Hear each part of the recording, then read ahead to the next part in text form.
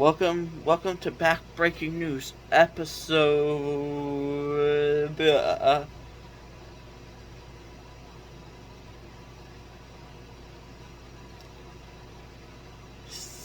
76. Today we'll be talking about my part 3 of my favorite WWE matches, because obviously there needs to be a part 3 because more matches have happened since the last one we did. So let's get one thing straight. The first match is Logan Paul versus Ricochet. This match was pretty good. It was, in my opinion, one of the highlights of SummerSlam 2023. So it definitely deserved the praise it got. I think it was a very good match. A lot of high-flying action. And one thing I didn't like is Logan Paul cheated to win.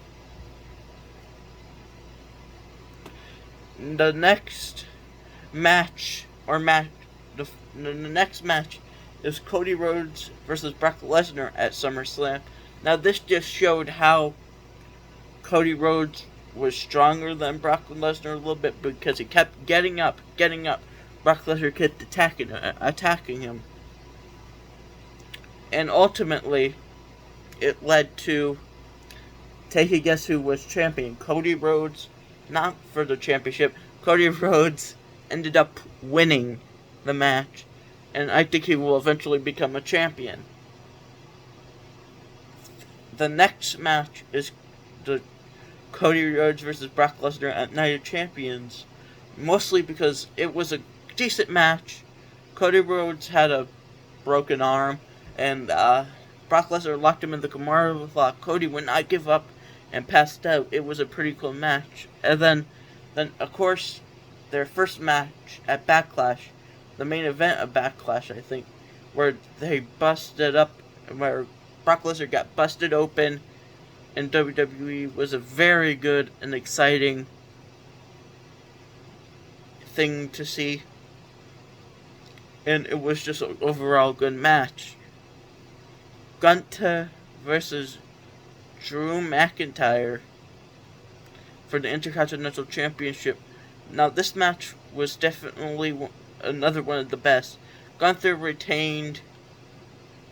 Drew McIntyre obviously had a classic with him, in my opinion. Seth Rollins versus Finn Balor.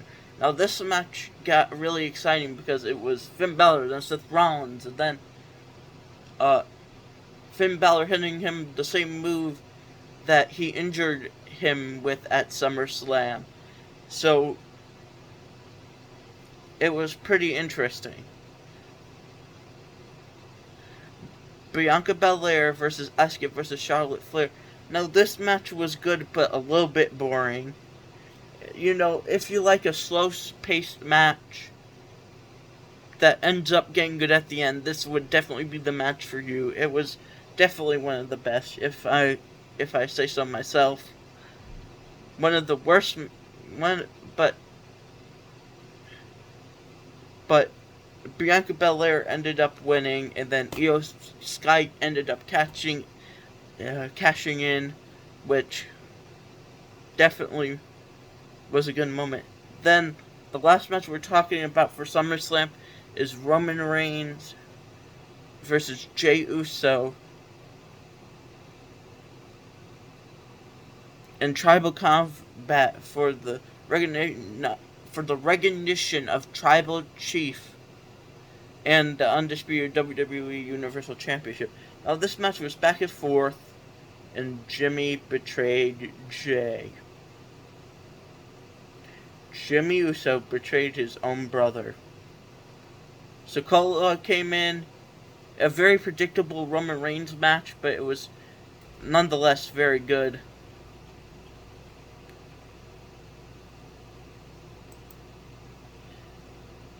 The next thing we have to talk about is Money in the Bank. And the good matches there, the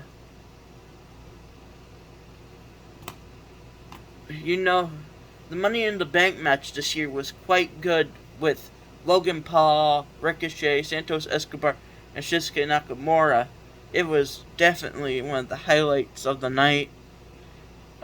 night, and is one of my favorite matches. Damian Priest ended up winning the Money in the Bank. If you didn't know, it was definitely one of the best matches. And then the only other match I want to talk about here of note was the Usos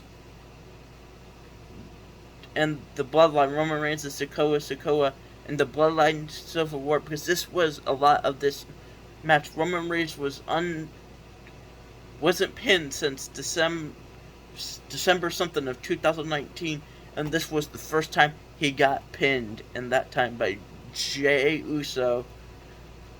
And I honestly think that this match was definitely one of the latter of the great matches they had, the Usos and Roman Reigns, because come to think about it,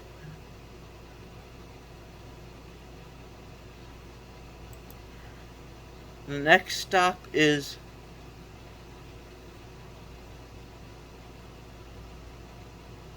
the next match is Kevin Owens and Sami Zayn versus the Bloodline, Roman Reigns and Solo Sikoa. Now this match was good because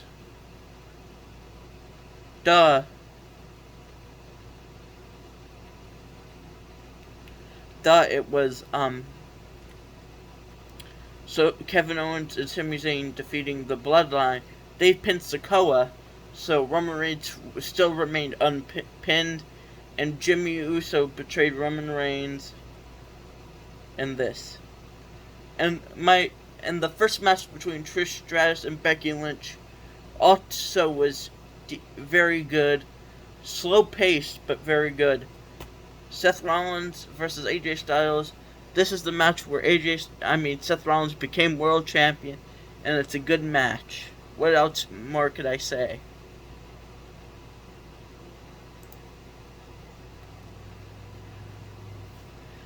Next match I would love to talk about is Bad Bunny versus Damian Priest in a San Juan street fight. Now this match was definitely good.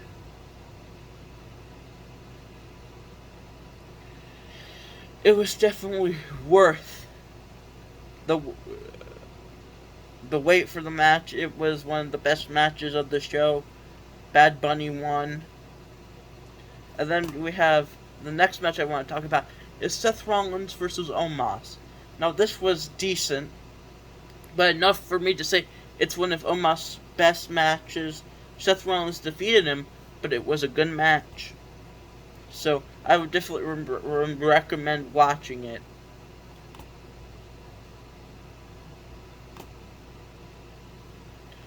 And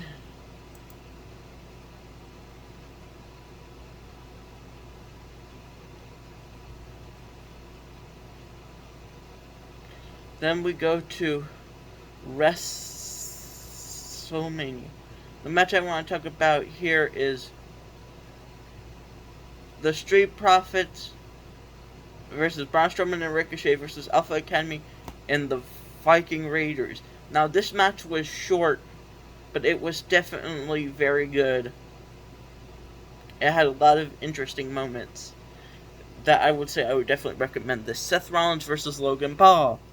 Seth Rollins won, but Logan Paul and Seth Rollins had a very good match, in my opinion. Rey Mysterio versus Dominic Mysterio. Now this match was good. I would recommend watching it. And Rey Mysterio finally whooped Dominic after what he did, which I think was well deserved. And then Rey Mysterio won, which made it better.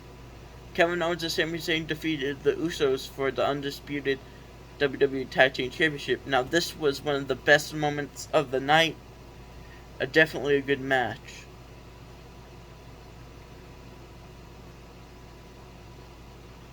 Gunther versus Sheamus versus Drew McIntyre. As I said, anytime Gunther and Sheamus face off, it's definitely wonderful. Added Drew McIntyre in there, and it was just the topping of the cake.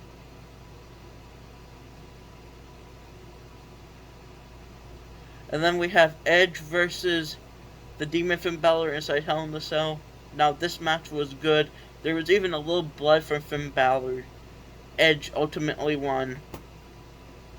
And then the last match we're talking about is Roman Reigns versus Cody Rhodes. Now, this match should have ended with Cody Rhodes becoming champion, but Roman Reigns retained with the help of Solo Sikoa, and that broke every fan's heart, including mine.